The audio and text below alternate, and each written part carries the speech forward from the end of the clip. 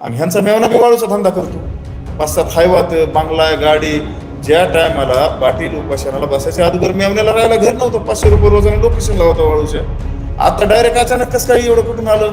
आणि हवा तर आत्ताच निघून गेली. आता तुम्हाला कुठं पब्लिक जमत नाही, काय नाही काय नाही. मी तर बरबादच झालोय. माझ्याकडे तर काहीच राहिलं नाही. माझे वकील मॅनेज केले. माझ्या बायकोला सोनं नाही राहिलं, सर सोनं ज्ञान सर घाण मोडले. आता तुम्हालाच उद्या जेलमध्ये जावं लागेल तुमचं गबाळ सर बाहेर आल्यावर. आणि तुम्हीच म्हणतात ना की संघर्ष करायला काय लागत नाही, भाकर असली तर एवढं बाज झालं तेवढं बाज झालं. तुमचा संघर्ष तर काय आहे? तुमच्याकडे 1.5-1.5, 2-2 लाखाचे मोबाईल, मुलाकड, बायकोकड, तुझ्याकड, सोफे सेटे घर हे सर्व कुंकून आहे. तुमच्या गाड्याचा ताप्याचा खर्च करतोय, काय करतोय तुम्ही, कुणाकुणाला टार्गेट करतात, त्याचा विधानसभेचा आका कोण आहे, लोकसभेचा आका कोण आहे, काय सारं माहिती. दुसरी गोष्ट म्हणजे आत्ताची गोष्ट लय दिवस नाही झाला असेल, 15-20 दिवस झाला असेल, ह्यांच्या गाडीत फिरणारे गजू सोळंके, केशव वायभट, पंकज शोके ह्यांच्या म्हणजे ताप्यातले. आणि ह्यांचा मेवना बी वाळूचा धंदा करतो. 5-7 हायवात बंगला गाडी. ज्या टायमाला पाटील उपासनाला बसायच्या अगोदर मेवण्याला राहायला घर नव्हतं. 500 रुपये रोजाने लोकेशनला होता वाळूच्या. आता डायरेक्ट अचानक कसं काही एवढं कुठून आलं? 5-7 हायवा बंगला, 4 व्हीलर शोरूम गाडी. आणि त्याच्यात आणखी एक सांगतो, हे कुणाच्या पाय पडले काय पडले, गजू सोळंकेवर, केशव वायभटवर आणि ते पंकज सोळंकेवर NPD कायदा पडला. म्हणजे स्थान बंद 1 वर्षासाठी हे झाली. इथं हर्सुललाच ते सध्या. तर मग हे कुणाच्या पाय पडले की माझ्या मेवण्याला फक्त काय करा, जिल्हा बंदी करा, पण NPD टाकू नका. कुणाच्या पाय पडले ह्याचा सुद्धा शोध लागायला पाहिजे. तुम्ही लय मायावर आरोप करतात ना, तुमची सुपारी, माझी सुपारी घेतली ना, असं केलं तसं केलं. ह्याच्या चार्जशीट मध्ये कुठे? अरे बोलतात की स्वतःची TRP वाढण्यासाठी तुम्ही काही बी करू शकतात. औरंगजेबाचीच मी तुम्हाला उपमा देणार इथून पुढे. तुम्हाला काय माझं वाटोळं करायचं ते करा, माझ्यावर कोणची यंत्रणा घालायची ती घाला, तुम्हाला काय काय सोंग आणायचे ते आणा, मी तुम्हाला भेट नाही. आणि मी एवढा पालत्या काळजाचा होतो म्हणूनच तुम्हाला हे मावळा गाठला होता. पण तुम्ही ह्या मावळ्याचा एवढं वापर करून घेतला. माझं नाव गणूजी शिर्के हे करतात का? गणूजी शिर्के तुम्हीच फितुरत आणि तुम्हीच जातीचं वाटोळ केलं. जातीत तेढ निर्माण केला. छत्रपती शिवाजी महाराजाच्या विचाराने चलत नाहीत तुम्ही. छत्रपती शिवाजी महाराज 18 पगड जातीला घेऊन चलत होते, ते तुमच्यात विचार नाहीत. आणि तुम्ही एकदम आहे का? आता तुमचं लय माहिती मला. तुम्ही इथून मागं मी तुमच्या संग 2 वर्षे मोटरसायकलवर फिरलो अभियानामध्ये. तुम्ही काय काय टार्गेट करीत होतात. मुसलमानाला तर किती टार्गेट करीत होते, पण आता ह्या उपोषणापासून तुम्ही मुसलमानावर बोलतात का? इथून मागं किती हिंदुत्व होतं तुमच्यात. असं तुमच्या नसात हिंदुत्व भरलेलं होतं, ते कुठे गेलं? आणि आता आम्ही एक सांगतो तुम्हाला, राजरत्न आंबेडकर साहेब आणि आपले मुंबईचे ते मौलाना आले, फतवा काढणारे, समाज त्यांच्या पुढे जात नाही, हे 2. आणि पुन्हा आपले छत्रपती संभाजी महाराज ह्यांनी सगळ्यांनी सपोर्ट केला होता तुम्हाला विधानसभा लढायला. तुम्ही किती समाज वेटेस धरला? तुम्ही म्हणले लढायचं, सकाळपासून तुमचं सुरू होतं लढायचंय. आणि असीम सर्वोदय आल्यावर तुमची अशी डील कोणती झाली की तुम्ही विधानसभा कॅन्सल केली? तुम्ही तर म्हणत ना मी समाजाच्या पुढे जात नाही, समाज जे सांगेल मी ते करणार आहे. समाज लढायला तयार होता ना, समाज म्हणला होता ना तुम्ही उमेदवार द्या, किती बी अर्ज पडून द्या, आम्ही त्यांना स्वीकारतो, तयार झालता. मग तुम्ही कॅन्सल कशामुळे केलं? ह्याच्या मागालं जे काय गुड आहे ते सांगा. तुम्ही माझ्यावर आरोप करतात सुपारीचा ह्याचा.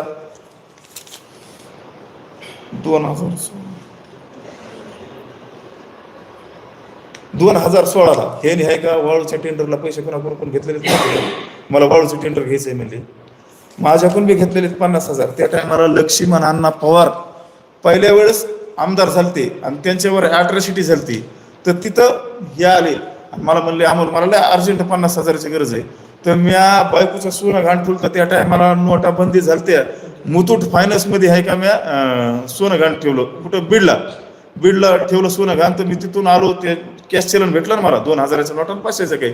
मी आलो तर मी एवढा भावनिक झालो. मी असं म्हणजे ह्यांना देवच मानित होतो, म्हणजे महाराजासारखीच उपमा देत होतो. तर माझा विचार आहे का सर ह्यांना हे 1.5 लाख रुपये द्यायचे. माझ्या संग कृष्णा शिंदे होता बघा रोहिसा, तो बी पाटीलच आहे. तर मी आलो तिथं, तर कृष्णा शिंदे म्हणला अरे का येडा झाला का, एवढे पैसे देत असतात का? मला 10-5 हजार रुपये वेगळे, तरी बी मी आहे का 25,000 रुपये दिले त्याच्यातले, आणि दिले, खुश झाले. मग मला म्हणले लक्ष्मण अण्णा पवारला म्हणले काय ह्यांना उत्तर द्यायचं का, ह्याने आपल्या संग असं केलं तसं केलं. लक्ष्मण अण्णा म्हणले मला अजिबात काही करायचं नाही, तुम्ही तुमचे कामं धंदे बघा, मी असल्या राड्यात पडत नाही, ते आमचा वैयक्तिक प्रश्न आहे. म्हणजे हे तिथं आहे का पेटवायला आले ते, अट्रॉसिटी झाली त्याच्यामुळे काय जे समजा एसीच्या लोकांना काय हानमार करायचे हे तिथं मला म्हणले होते. आणि नार्को टेस्टमध्ये SIT मध्ये ते बी येईन ना, मी तर तयारीच आहे.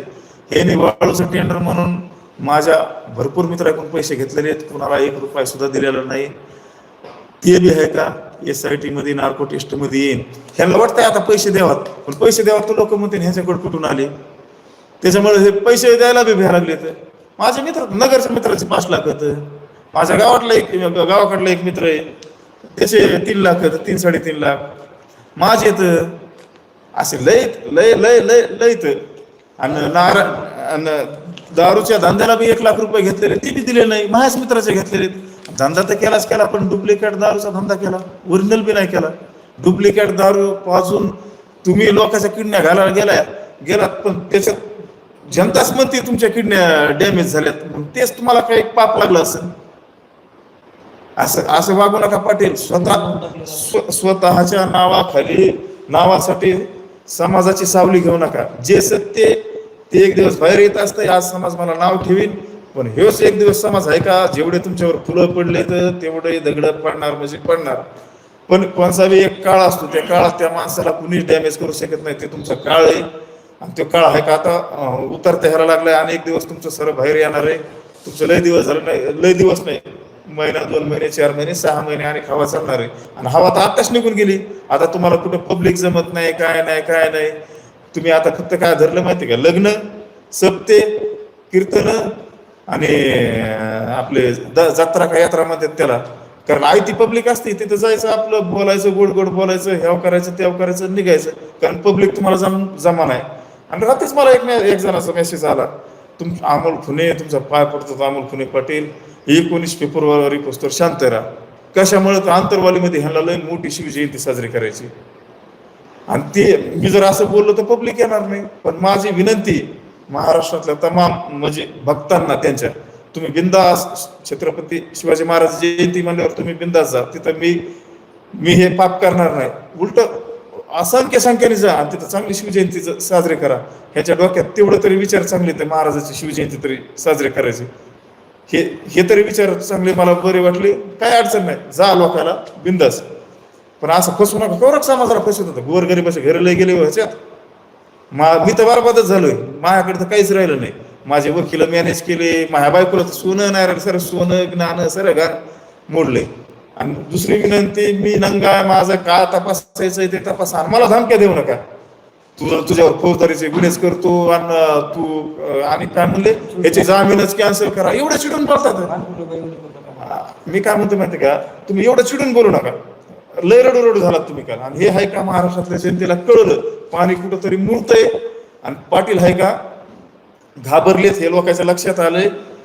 आणि मी पाटील आहे का एकटाच आहे. तुम्हाला कुठं मायावर हल्ले करायचे, कोणाला माया तोंडाला काळं लावायचंय, कुठं काय करायचंय, बिंदास मी तुम्हाला. हा जो विषय होता त्याच्या मागचे मास्टर मग कशाच्या मागचे कोपर्डीचा जो प्रकार झाला, ह्याच्या मागचे मास्टर माइंड जरांगे पाटीलच ना, दुसरं कोण नाही. हेच मास्टर माइंड आहेत. ह्यानीच आम्हाला सांगितलंय, हेच म्हणले तुम्ही जर नाही केलं तुम्ही फाशी घेईन. आणि ह्याच्या पलीकडले काय मास्टर माइंड आहेत, एवढे मोठे पुरावे तुम्हाला दाखवलेत ना, ह्याच्या बाईट दाखवली तुम्हाला. फाटलं मला ते विचारच पटानात. हे मला विनाकारण गुतीलं, किती मोठे मावळे गमिले ह्यानी. ते बी मुलं गमिले ना, ते बी माझ्यासंग होते ना. माझा जेवढा संघर्ष आहे तेवढा त्यांचा बी संघर्ष आहे ना. त्यांचं नाव बदनाम झालं, माझीच चूक झाली वा, मी त्या टायमाला त्यांच्याच नादी लागायला पाहिजे होतं. मला जाऊन द्या, कुठेतरी समाजाचं भरं व्हावं लागलं. समाजात एकच नाही लागले, ते समाजाची लय मोठी दिशा भूल व्हावं लागली. ते बिचारे चांगलेत, माझ्यामुळे आहे का त्यांना डाग लागला, पण तो डाग सुद्धा एक दिवस पुसून निघन.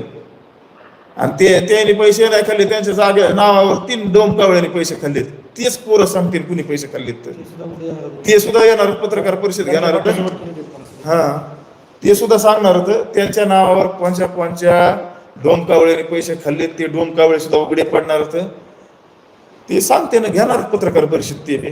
तुम्ही दोघं एकमेकांवर आरोप करताय, त्यांनी पोलिसांची भेट घेऊन जसं कायदेशीर बाब मागितली तसं तुम्ही काय करताय? मग मी आता कायदेशीरच नाही तिथं निवेदन दिलंय ना. त्यांनी जसं कायदेशीर दिलं ते मी बी तसं कायदे, मी बी आहे का कायदा हातात घेणार नाही. कायद्यात राहील तर फायद्यात राहील. मला बी माहिती आहे कायदा हातात घेतल्यावर काय होतंय. बघितलं मी हे असले बिगर डोक्याच्या माणसाचं ऐकून मी बघितलं काय की काय करायचंय काय नाही. चांगला अनुभव आला ना. 5 वर्ष शिक्षा लागली, 20 महिने एरवाडा जेल काढले. 2,500 रुपये घरचे मनी ऑर्डरला द्यायचे यांच्याकडे, 1,500 हे खायचे, 1,000 रुपये मनी ऑर्डर टाकायचे. हे काय लागले सांगायला.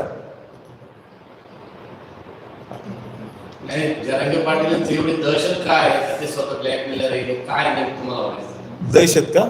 कशाची दहशत आहे कुठे?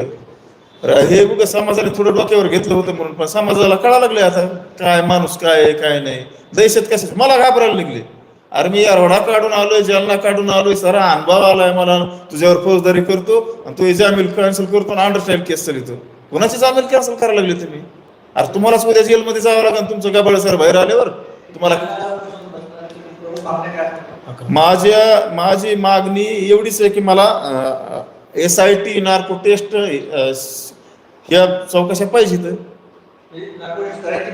करायची.